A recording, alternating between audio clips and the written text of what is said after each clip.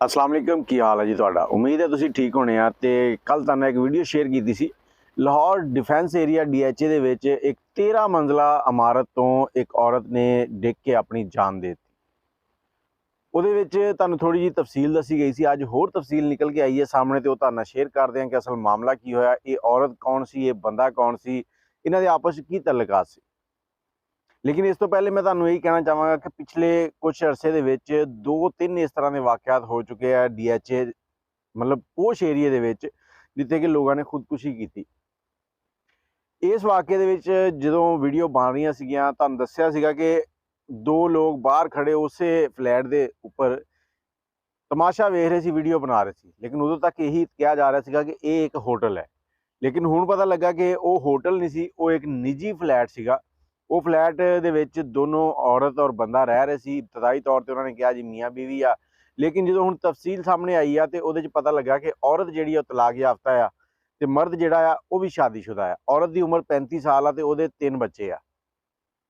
अच्छा हुण होया की है, इस कमरे या इस फ्लैट दे विच ये औरत ते मर्द जिहड़े पिछले 3 दिन तो रह रहे सी। निजी फ्लैट सीगा, 3 दिन तो उत्थे रह रहे सीगे।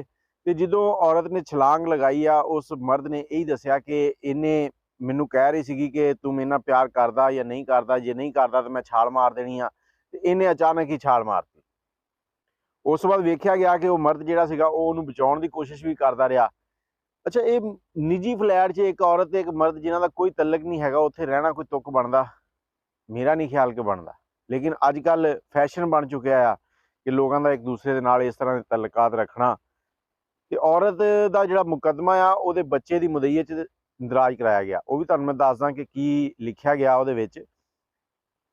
अच्छा जदों पुलिस ने तफ्तीश कीती आ ते हमाद नामी जिहड़ा बंदा आ उहने कहा कि हलीमा मेरे नाल इत्थे 3 दिन तो सीगी ते ये मैनूं पुछ रही सीगी कि तुसीं मेरे नाल प्यार करदे हो या नहीं, जे करदे हो ठीक है, नहीं करदे तुसीं दस्सो मैनूं नहीं तो मैं छाल मार देनी है। अजे गल्लां ही हो रही सीगियां ते उहने छाल मारती। हुण इब्तदाई तौर ते जिहड़ियां चीज़ां उत्थों नज़र आईयां उहदे विच पुलिस ये कहंदी आ कि उस कमरे दे विच कोई नाराज़गी होई आ, कोई मतलब हाथापाई होई इन्हां दी आपस च थोड़ी बहुत, किसी वजह तो कोई मतलब मामलात खराब होए आ, इस वजह तो औरत ने छलांग लाई आ। लेकिन देखण 'च ये लग रहा कि औरत नूं धक्का दिता गया। जो धक्का दिता गया तो उहदा हत्थ उत्थे फस गया। देण तो बाद जदों ही वो बंदे नूं समझ आई आ कि ये गिर चली आ ते उहने उहनूं खिच्चण दी कोशिश कीती, उहनूं बचाउण दी कोशिश कीती आ ते औरत भी बचण दी कोशिश कर रही सी। लेकिन किस्मत नूं मंजूर नहीं सी उहदा बचना।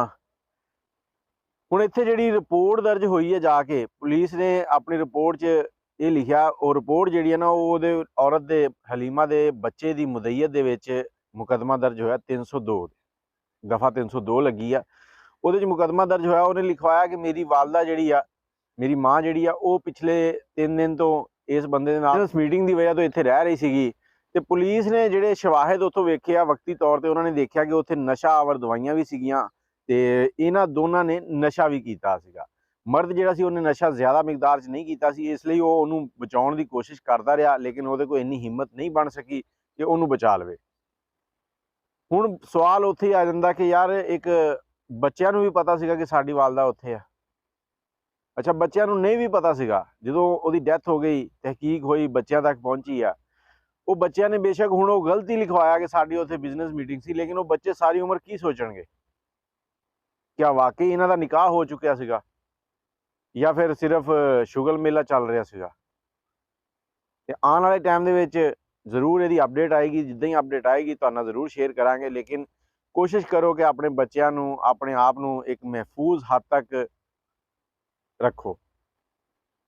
ਇਹ छोटा जिहा अफसोसनाक वाकया सीगा जिहदे 'च एक 35 साला हलीमा दी जान चली गई। बच्चिआं वास्ते एक नवीं स्टोरी बन गई है। लोग उन्हां नूं सारी उम्र अजीबो-गरीब नज़रां नाल वेखणगे ते हो सकदा कि वो बच्चे अपना घर छड्ड के किसी होर पासे निकल जाण। ਇਹਦੇ ਨਾਲ ਹੀ ਮੈਨੂੰ ਇਜਾਜ਼ਤ ਦਿਓ। ਦੁਆਵਾਂ ਯਾਦ ਰੱਖਣਾ। ਅੱਲਾ ਹਾਫਿਜ਼।